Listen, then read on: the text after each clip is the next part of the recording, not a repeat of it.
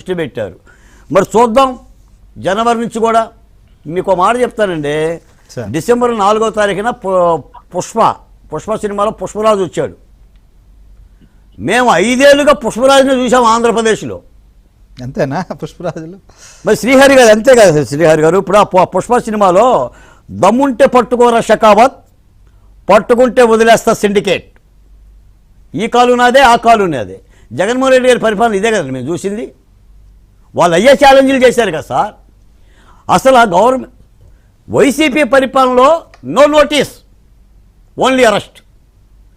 కూటమి ప్రభుత్వ పరిపాలనలో ఓన్లీ నోటీస్, నో అరెస్ట్. నేను ఈ మాట అంటానికి కూడా ధైర్యం చేస్తున్నానండి. ఎందుకంటే ఇంకా మీకు ఎస్సీ ఎస్టీ కమిషన్ చైర్మన్ లేలా. అసలు ఆంధ్రప్రదేశ్లో ఎంతమంది ఎస్సీలు ఎస్టీలు చచ్చిపోయారో మృతదేహాలతో బయటకు వస్తాం, కలేబరాలు వస్తాయి.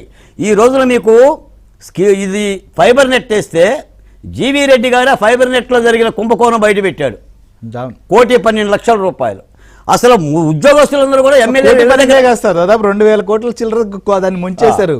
అది ఒక్క ఆర్జీవీకి సంబంధించిన ఎపిసోడే. సినిమాకే 2 కోట్ల రూపాయలు ఇచ్చారు.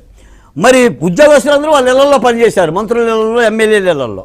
రేపొద్దున ఎస్సీ ఎస్టీ కమిషన్లు ఇస్తే అసలు ఆంధ్రప్రదేశ్లో ఎంతమంది ఎస్సీలు చనిపోయారు, ఎంతమంది ఎస్టీలు చచ్చిపోయారు, ఎంతమందికి ఏమి ఇచ్చారు, ఏ బిడ్డలను నోరు మూశారు, చాలా అచ్చిరండి.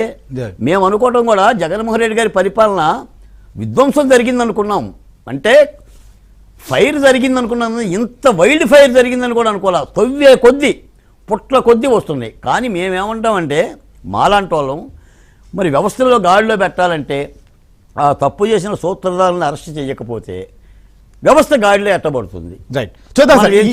ఈ సూత్రధారులు ఈ కేసుల ద్వారా వీళ్ళని విచారించడం ద్వారా, వీళ్ళని అరెస్ట్ చేయడం ద్వారా సూత్రధారులను కూడా బయటకు తీయబోతారా? సూత్రధారులను బయటకు తీసే విధంగా ఇక్కడ సెక్షన్లు ఉన్నాయా? ఆ రకమైనటువంటి చర్యలు ఉండబోతున్నాయా?